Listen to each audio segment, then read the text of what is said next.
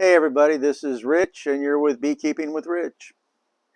This is going to be part two of the two-parter we started this morning on fermenting honey, or at least really high content honey, high water content honey. With part one, we were some strategies for hopefully getting your water content down so that you don't have fermenting honey. But now we're going to go, but if it's fermenting, what am I supposed to do with it now? Well, all kinds of stuff. But first, I want to do a little bit of housekeeping. There was that point in the first video where you saw me hesitating and fumbling with some notes. It was something that wasn't in my notes, but I knew I was forgetting something. I just couldn't remember what it was. What it was that there is a crush and strain version of spinning your capped frames. And that is, you just take the knife and you cut the uncapped honeycomb and drop it in one bucket, and then you cut the capped honeycomb and you put it in another bucket, and you just process them separately so that your higher water content honey is separated from your lower content honey until such time as you can get some measurements and figure out where you really stand. It's probably best if you went ahead and made two setups. I mean, a couple of 5-gallon buckets isn't that expensive to set up, so that you drill some holes in the bottom of one so that you can have both sides dripping out at once. But you can always alternately just put it in the refrigerator until you're ready to use it. And the other thing I wanted to mention was that when we were talking about when you're doing crush and strain, trying to limit the amount of time that your honey is exposed to the high humidity air, particularly with large surface area. One of our club members has a cider press, and they chop up everything, put it in a bag, put it in the cider press, squeeze out the honey, and the whole thing takes a tiny fraction of the time that it does to do simple crush and strain. He crushes everything down, squeezes it all out. He's done experiments where he's done crush and strain and then taken what seems to be the fairly dry leftovers, put it into the press and got a whole lot more honey out of it, so now he swears by that. And it occurs to me that there is a lot less exposure to high humidity air if you're doing it that way, because you're getting the whole process done in half an hour, 40 minutes, instead of hours and hours and hours exposed to the higher humidity. So that might be a thought too, if you are somewhere where cider presses are readily available, maybe in the thrift store or whatever. And for what it's worth, I did find the refractometer. It's a simple instrument. You put your honey in, put that on there, you look through here, you read the water content where the line shows you. I really can't do it and have it come out looking like anything there. But this is a fairly inexpensive Chinese-made model. Gain Express, gainexpress.com, REB-90ATC for the model. So let's get on with part two and have some fun. What can you do with fermenting honey? Well, first, to arrest the fermentation initially, you can put it in the refrigerator, because I didn't go from a lot of the individual articles on the internet, but I went to an article on how to prepare honey for scientific research. And in this more scientific and scholarly paper, they indicated that you can put honey in the refrigerator at 8 degrees centigrade, which is 46 degrees Fahrenheit, and it will arrest fermentation. And the standard fridge temperature is 40 degrees Fahrenheit, so you're covered. You start looking around the internet, you're going to find 45 degrees, 44 degrees, all these other things, but it's all going to be above 40. And since I looked up the standard temperature in refrigerators, and it's normally 40 degrees, as it happens, mine's 37. Don't know why, but anything below 46 degrees will hopefully arrest fermentation in honey and let you decide what to do next. And of course, again, it's a matter of what you're going to do with the honey later. If you're going to be cooking with it and such, there's no reason really not to heat your honey in a water bath and bring it to 145 degrees for 30 minutes or 150 degrees for 15 minutes. Okay, because yes, there will be a slight loss of complexity in your honey, but if you're going to cook with it, you're going to lose that complexity anyway. So what's the downside of going ahead and heating it up for the recommended amount? USDA says 145 degrees for 30 minutes or 150 degrees for 15 minutes. Just go ahead and do it that way. So if life hands you lemons in the form of fermenting honey, well, peel those lemons, put them into some of that fermenting honey, extract the goodness from it, and use it to make lemonade.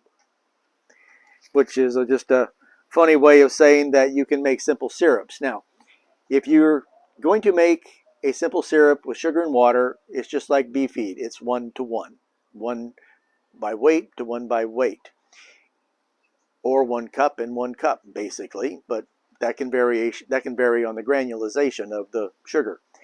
But if you're going to make a simple syrup using honey, then it's 1 cup of honey to 3/4 of a cup of water, because 20% of the honey is water.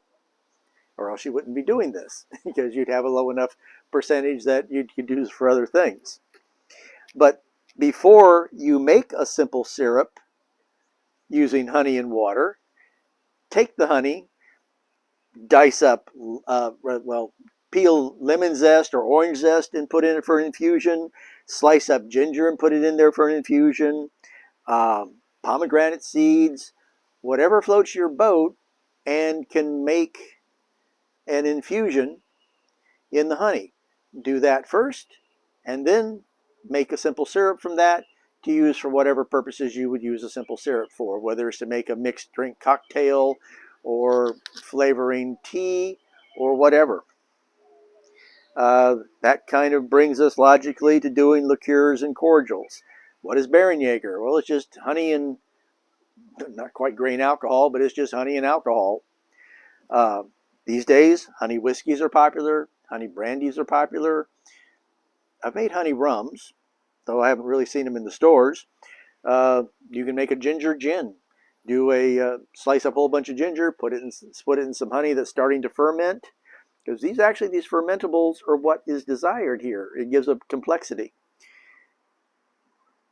Let that get absorbed in there, then make a syrup out of it and put that in your gin. Make a ginger gin. General recipe for making cordials is 2/3 of a cup of honey and 1/2 a cup of water, and then whatever fruits and spices, and then 1 1/2 cups of vodka. That's a good way to start off trying most anything. Now, arthritis remedy. I first read the book Apple Cider Vinegar in Your Health when I was 16 years old. And that's equal parts of apple cider vinegar and honey to make a mix that you take every day for arthritis and such. I'm going to do an experiment. I didn't find anything in a quick check online to indicate whether or not apple cider vinegar would stop yeast fermentation in the honey or not. If it doesn't, and you're using live mother apple cider vinegar, as quick as it turns to alcohol, the mother in the apple cider vinegar will go ahead and turn that into more vinegar. So again, I don't see a downside. You're going to at some point get a concentration that's going to stop anything. But I'm going to go ahead next time I have some fermenting honey, and I'm going to see what happens if I mix that straight up with apple cider vinegar for making that old J.D. Jarvis recipe. Now this surprised me. I was doing a little research online the other night, and for drying fruit, one of the ways to dry fruit is to use what's called a honey dip. And to make a honey dip, you use 1 part honey to 4 parts water. you slice your fruit, you dip it in the solution, and you leave it there for 5 minutes. Then you take it off, strain it, put it wherever you're going to put it to dry. It acts like lemon juice in that the high acidity of the honey prevents, say, apples from turning. If you're going to do thin apple slices and you would normally dip them in lemon juice, you can dip them in honey instead. It has the same effect because honey can be anywhere from 4 to like 6.5, but a lot more of it's down towards the 4 end. So it's an acid, it prevents discoloration and such, and you get a honey coating on whatever it is you're making that way. But here is the, I guess what you would call the really money maker for this one. I had started these before I did any of this research or reading. I just like messing with stuff. And of course, here we have orange slices. No. Oh, that's right. This is orange slices that were put into honey about 3 weeks ago. You can see how liquid that is now, and quite tasty. That's garlic. That's another garlic. These are horseradish. What was this one?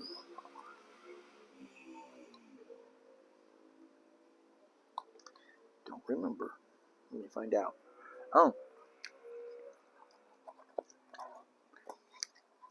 That was just the zest. Ooh, that's really good. I did some with whole fruit, but you know I'd be getting the white in there, and I didn't know what that was going to be like. It gives some notes to it. This one was done with straight up lemon zest. Well, that's something I definitely put in my tea. No trouble at all. But to get back to it, apparently, remember how a couple of years ago aged garlic was the thing? Well, apparently, right now, honeyed garlic toes are the thing. If you want to start preparing some Christmas gifts, these whole toes, cloves, or whatever you want to call them, these whole pieces of garlic were put in here about 3 weeks ago in some fairly runny honey. And I tried a couple of these earlier. They're very mellow. I don't see why you need more than 3 weeks, as all these have. This is a very mellow flavor. But they say, get a whole bunch of these garlic toes all cleaned off, cover them with honey, and leave them about 4 months. And they go, oh, and if you can leave them a year, it's fabulous. Well, they taste pretty darn good the way they are now. And they also say, just like I did here, I wanted to see how much extraction I would get using honey and the whole toe. And I got to tell you, as far as I'm concerned, there's not a lot of flavor left in the clove itself, or the toe itself. It's mostly in the honey. And these were lightly smashed. You know, you put them under a knife blade and whack them, and it puts a whole lot more out into the honey.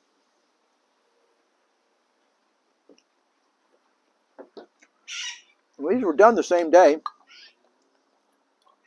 but there's more of a garlic flavor to these, and I suspect because garlic all went out into the honey and then it just saturated them, so whatever's still in there is going to have it.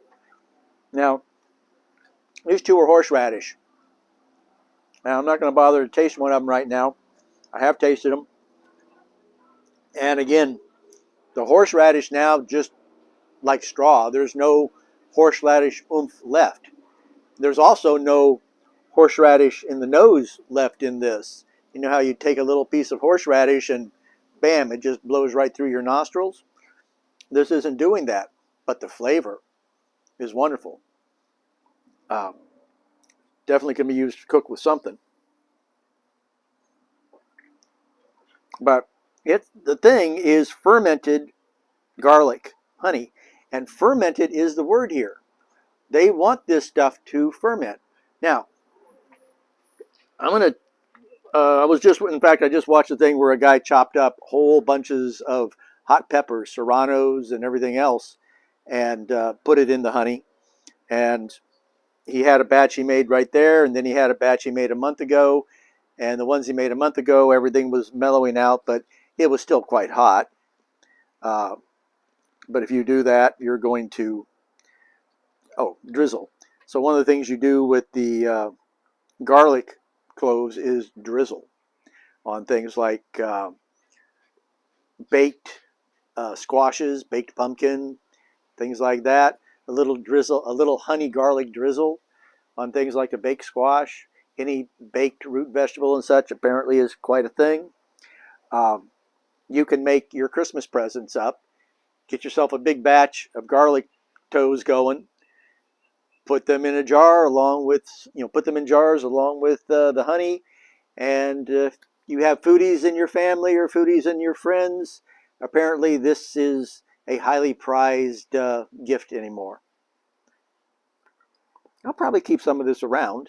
I'm not really such a big foodie myself, but I do like flavor and I like garlic. You can mix the garlic honey with some olive oil to make a salad dressing. Chili peppers. Tonic. There's a guy who swears by a pound of lemons, a 4-inch piece of ginger chopped up, a 4-inch piece of turmeric chopped up, and 3 cups of fermenting honey. And all this is in the fermenting side of things. I started getting into fermenting. Actually, when I did this was the same day I started doing some other fermenting. These are from Ball Corporation, Ball jars. It's a stainless steel spring, very light spring. Put all your stuff in there. You put in your liquid, whether it was a mild salt solution, brine. You pop that in there. Of course, it's going to push up. It's got a pressure release here, so you're not going through all that. Open the lid twice a day and all that. Worked out quite well. And so one of the first things I did, some cabbage I made in this jar was fabulous. So one of the first things I did was Master Tonic, which we're going to talk about in a moment. Right now, in fact. I have been making Master Tonic, 30 years, something like that. Every November, I make a gallon of it so that friends and family, I can keep everybody healthy over the winter. And as it ages out towards the next spring and starts getting mellower, well, then we start using it for salad dressing. But Master Tonic is equal parts of chopped up fresh garlic, chopped up fresh ginger, chopped up fresh onion, chopped up fresh cayenne pepper, and chopped up fresh horseradish. And you cover all that with apple cider vinegar, and you shake it twice a day for about 2 weeks, and you draw that off. When you first draw it off, it's pretty harsh stuff, but it mellows out and ages out, particularly if you add a little bit of honey to it. A dose of that will not stop a cold or a flu dead in its tracks. And I've got plenty of people who will swear to that. People who hate taking the stuff, but who hate being sick worse. Well, all right, give me some of that stuff. I'm tired of this. So I'd made it for many, many years. And then one day I had this great idea. Hey, there's still plenty of oomph in this stuff after I pour off the apple cider vinegar. How about I pour in some vodka and see if I can get some of the alcohol extractive components and put that in with it and evaporate off the alcohol. I did that and it worked quite well. But there was still a good deal of oomph left in the material. And I started mixing that with honey only for a day or so and then using it as a rub on my Thanksgiving turkey. And that made a great rub for the turkey. But I was eating a few pieces of horseradish off my fingers and realized that, hey, wait a minute. A couple of days ago, the horseradish had a lot of oomph to it, even after the vodka, but now the horseradish has no oomph. So now that I've got plenty of honey, and yes, I did have some fermenting honey, and that's what I use for a lot of these experiments.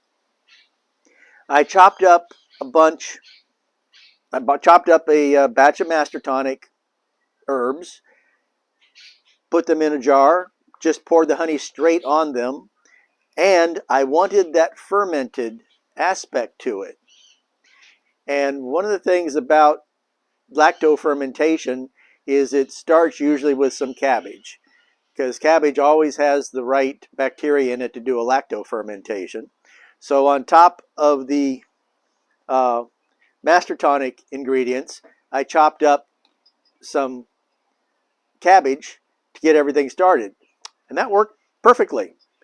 And that was a month ago, and I just tried it today, and I'm quite blown away by it. There's a clove.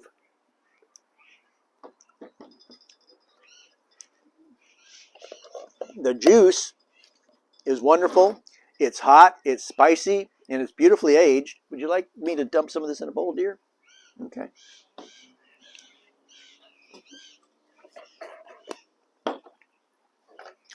But the actual ingredients themselves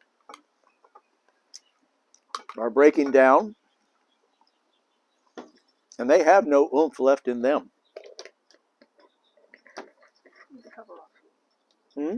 I'll leave the cover off. Okay. There you go. It's pretty cool. Yeah.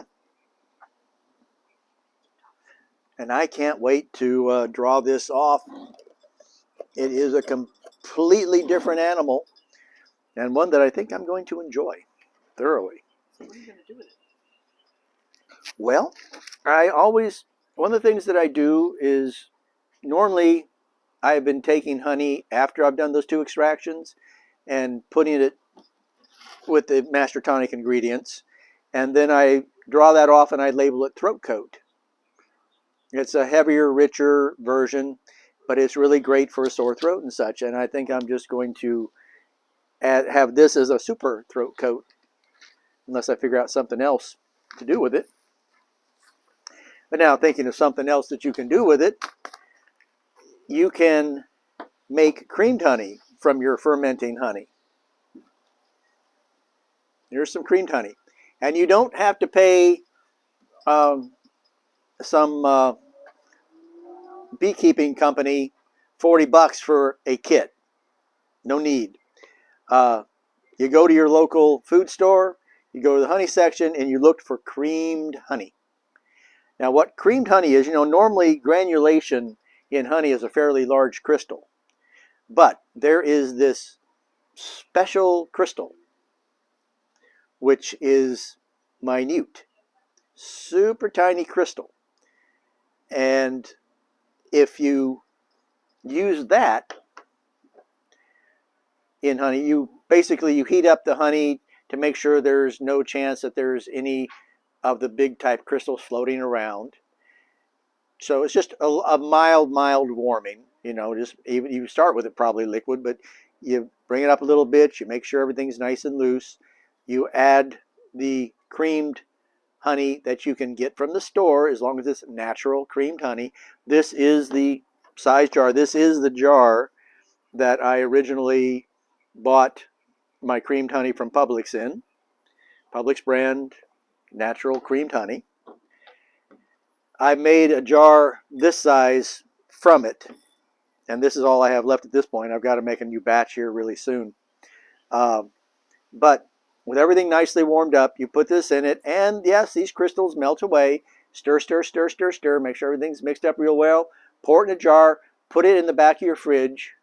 If you're going to make this large an amount, you should probably come back in a month. You could come back in as little as 2 weeks. But why creamed honey? Well, that's why creamed honey. Creamed honey is wonderful as a spread to put on your toast, or I oftentimes will put a little bit of it on apple slices. Oftentimes I'll put a little bit of peanut butter on an apple slice and a little bit of creamed honey on an apple slice. But as you can see, it isn't runny, it doesn't make a mess. It spreads like a jam or jelly. and it's delicious. It is a very popular thing in Europe, always has been. Uh, I have German friends who refer to any honey as runny honey. Oh, I should mention, I guess, uh, spiced vinegar dressing. My father-in-law would not be without his master tonic, but he lives in an assisted living facility that frowns on uh, non-prescribed medication, shall we say. So we have to disguise his bottle as spiced vinegar dressing. But rest assured, this is a master tonic with turmeric. Now, master tonic has 5 ingredients for the original, but turmeric is a wonderful addition. Cooking. So, again, as I said in the beginning, if you're going to cook with honey and you have fermenting honey, just go ahead and heat it up, get it stabilized. I found out as I was looking that the term baker's grade honey, which I always just thought meant a low quality honey. 25 years ago when I was hanging out with a beekeeper, he referred to Brazilian pepper honey as baker's grade. Nobody would pay anything for it. Turned out that the original definition of baker's grade honey was honey that had begun fermenting and had to be heated up to stop the fermentation. Who knew? The original definition of baker's grade honey was honey that got heated up, so it was only good for cooking. Well, guess what? It's still good for cooking. If you've got a half gallon or a gallon of fermenting honey, get it in a water bath, bring the temperature up. It doesn't, if you're going to do things like make simple syrups and mixes and things like this, you don't need the complexity. You want the complexity if you're going to ferment things with it. Anything, you can ferment cabbage with it. You can throw some honey in with your cabbage and have a sweet cabbage slaw, But that was so cool to find out that that was the original definition of baker's grade honey. And now to the highest and ultimate use for honey. Krupnikas. Krupnikas is a Lithuanian honey liqueur. It has 13 different herbs and spices in it. Look online, you'll find recipes for it. It has cardamom, nutmeg, caraway, clove, allspice, cinnamon, peppercorns, saffron optional, ginger, turmeric, orange zest, lemon zest, vanilla, 4 cups of water, 2 pounds of honey, and a quart of 190 grain alcohol. Look online, you'll find the recipes. Krupnikas is Krupnikas.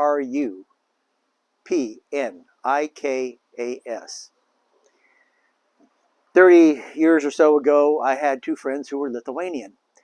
And they always would invite us over for 12th night dinner. And it was always a goose, but they made Krupnikas. And it was my first year there. A whole lot of people, I can't wait for the Krupnikas, can't wait for the Krupnikas. Because they simmer it over the fire, add the honey, stir it in, add the Everclear, stir it in, let it cool for about 10 minutes, put it into glasses and serve it. And they always wait for the new guy, which was me that year, to go, oh, and start coughing all over the place because you can't inhale it that way. And I said, this stuff would be so wonderful if you let it cool and age a little bit. No, this is traditional. This is how we make it. And this is what we make. Well, give me the recipe. I'll make some and do it that way. Oh, no. It's a family recipe. We can't give it out. Yeah, but my friend had a serious cardamom addiction. And she did not realize, having just moved to the tropics, that cardamom is a tropical plant. And so one day I appeared at her house and said, look, cardamom recipe. And after some hemming and hawing, I got the recipe. And I have been making Krupnikas ever since. And I make up a batch, I bottle it up, I put it away, and I don't even give it a moment's thought for 6 months. But you could drink it the next day if you wanted to. You could drink it that night if you wanted to. But let me promise you that at the end of 6 months, it's wonderful stuff. At the end of a year, it's even better. And oh boy, it is wonderful. So if you have some fermenting honey, don't look at that as a downside. For one thing, the fermenting community would pay you for it. You want to go on the black market and start, I mean, I'm just assuming that it's illegal, but go on the black market and start selling your jars full of garlic toes. You can't tell people that. Take that back. All right, I take it back. But fermenting, the whole fermenting community and all the stuff out there, fermenting honey, fine with them. You have a market. You simply have to find your people in this case. So that's been fun. We hopefully stopped you from having the fermenting honey in the first part of this video. But if life gives you lemons, zest them and make a simple syrup from it to put in your tea. Or add some gin to it. Whatever floats your boat. This is Rich. This is Beekeeping with Rich. Have a great day. Bye now.